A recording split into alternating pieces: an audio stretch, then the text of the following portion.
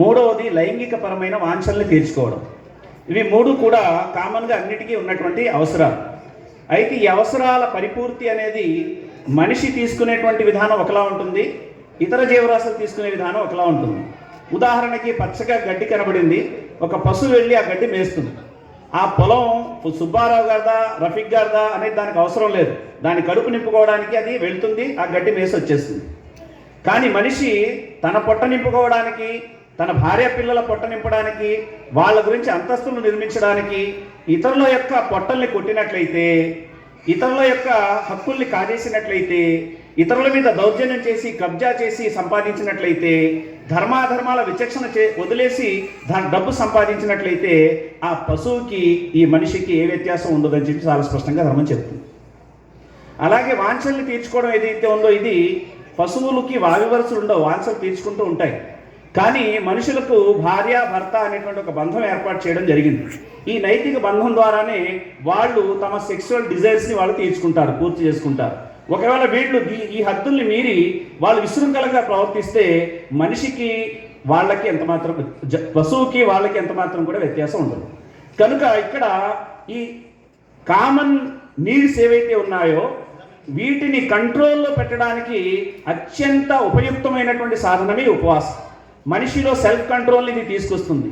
అతన్ని ఏం చేస్తుందంటే చెడులకు దూరంగా వెళ్లకుండా, విశృంఖలంగా ప్రవర్తించకుండా, ఇంకా అతను నైతికపరమైనటువంటి హద్దుల్లో ఉంటూ మనోవైకల్యాలకు దూరంగా ఉండడానికి ఉపవాసం అతనికి దోహదపడుతుంది. కనుక ఇక్కడ ఈ ఉపవాసం ద్వారా మార్పు రావాలి మనిషిలో అనేటువంటిదే ప్రధాన ఉద్దేశం. ఉదాహరణకి తల్లిదండ్రుల్ని హింసించేటువంటి కొడుకు ఉపవాసం పాటిస్తే తల్లిదండ్రుల్ని ప్రేమించేటువంటి కుమారుడిగా మారిపోవాలి. భార్య పిల్లల్ని హింసించేటువంటి భర్త ఉపవాసం పాటిస్తే భార్య పిల్లల్ని ప్రేమించేటువంటి భర్తగా మారిపోవాలి. అవినీతిపరుడైనటువంటి అధికారి ఉపవాసం పాటిస్తే నిజాయితీపరుడైన అధికారిగా మారిపోవాలి. ప్రజల్ని దోచుకు తినే పాలకుడు ఉపవాసం పాటిస్తే ప్రజల్ని ప్రేమించేటువంటి నాయకుడిగా మారిపోవాలి. ఈ మార్పు ఉపవాసం కోరుకుంటుంది. ఒకవేళ ఇలాంటి మార్పు రాకపోతే వాళ్ళు జీవితాంతం ఉపవాసం పాటించినా అలాంటి ఉపవాసాలు అల్లాహ్కు అంటే సృష్టికర్తకి ఏమాత్రం ఇష్టం లేదు అని ప్రాఫెట్ ముహమ్మద్ సల్లల్లాహు అలైహి వసల్లం చాలా స్పష్టంగా ప్రస్తావించడం జరిగింది. ఇది మహాశైలార ఉపవాసం యొక్క ప్రధాన ఉద్దేశం.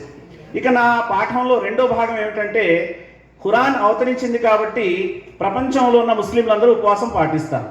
ఖురాన్ గ్రంథం అవతరించకపోతే కృతజ్ఞతగా ఉపవాసం పాటించే అవసరం కూడా లేదు. ఖురాన్ గ్రంథం అదే అంటుంది, షహరు రమజాన్ అల్లజీ ఉన్జిల ఫీహిల్ ఖురాన్ హుదల్ లిన్నాసి వ బయ్యినాతిన్ మినల్ హుదా వల్ ఫుర్ఖాన్. పవిత్ర ఖురాన్ అవతరించిన నెల రంజాన్ నెల. ఈ గ్రంథం మానవాళి అందరికీ మార్గదర్శకం, సత్య అసత్యాలను వేరుపరిచే స్పష్టమైన ఉపదేశాలు ఈ గ్రంథంలో ఉన్నాయి. ఇక నుంచి ఈ నెలను పొందేవారు విధిగా ఉపవాసం ఉండాలి అని చెప్పి ఖురాన్ గ్రంథంలో ఒక ఆజ్ఞ చెప్పడం జరుగుతోంది. ఇప్పుడు ఈ ఖురాన్ గ్రంథం దీంట్లో ఉన్నటువంటి విషయాలు ఏమిటి అంటే, ద మెసేజ్ ఆఫ్ రంజాన్ అంటే అది ద మెసేజ్ ఆఫ్ ఖురానే. ఎందుకంటే ఖురాన్ గ్రంథం అవతరించింది కాబట్టి కృతజ్ఞతగా ఉపవాసాలు పాటిస్తారు కనుక. మరి ఖురాన్ గ్రంథం గురించి చెప్పండి రఫీక్ భాయ్ అంటే మూడు విషయాలు చెప్పి నేను ముగిస్తాను. మొదటిది ఏమిటంటే, ఖురాన్ గ్రంథం ఒక మతానికో, ఒక ప్రాంతానికో, ఒక వర్గానికో చెందినటువంటి గ్రంథం కాదు. మొదటి విషయం. ఎందుకంటే ఖురాన్ స్వయంగా ఏమంటుందంటే, యా అయ్యుహన్ నాస్, ఓ మానవులారా, యా అయ్యుహల్ ఇన్సాన్, ఓ ప్రజలారా అని బోధిస్తోంది. ఈ మానవులారా ప్రజలారా అనేటువంటి విశ్వజనీయమైనటువంటి బోధనలో ఇక్కడ మతం లేదు, కులం లేదు, ప్రాంతం లేదు, వర్గం లేదు, వర్ణం లేదు. విశ్వజనీయమైన సంబోధన ఇది అందరిది. ఇక ఈ గ్రంథం ఏం చెప్తోంది అని చూస్తే దీనికి చాలా పేర్లు ఉన్నాయి. ఖురాన్ అనే పేరు దీనికి ఉంది, ఆల్రెడీ మనం తెలుసుకున్నాం. కానీ ఖురాన్ అనేటువంటి పేరుకు సంబంధించి మీనింగ్ ఏంటంటే ఖిరాత్, ఇది ఎక్కువగా చదవబడేది అని అర్థం, అత్యధికంగా పఠించబడేది అని అర్థం. రెండవది దీనికి ఇంకో పేరు ఏంటంటే అజిక్ర్ అంటారు. జిక్ర్ అంటే జ్ఞాపిక, రిమైండర్.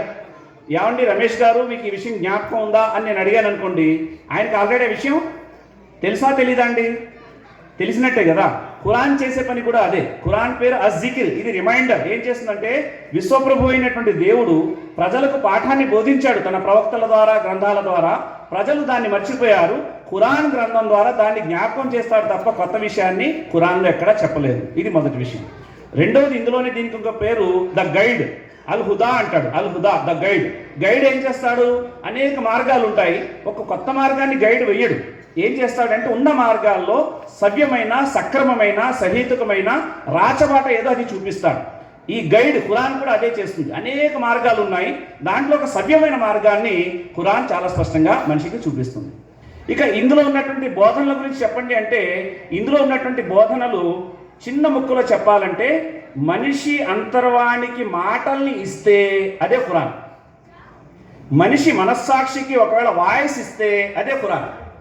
మనిషి మనస్సాక్షికి ఏదైతే కావాలో, అది ఏ గైడెన్స్ అయితే ఇస్తుందో, అలాగే ప్రకృతి దేని గురించి అయితే సాక్ష్యం ఇస్తుందో, స్వభావం దేని గురించి అయితే సాక్ష్యం ఇస్తుందో, ఆ సాక్ష్యానికి ప్రతీకే ఖురాన్ గ్రంథం యొక్క బోధన.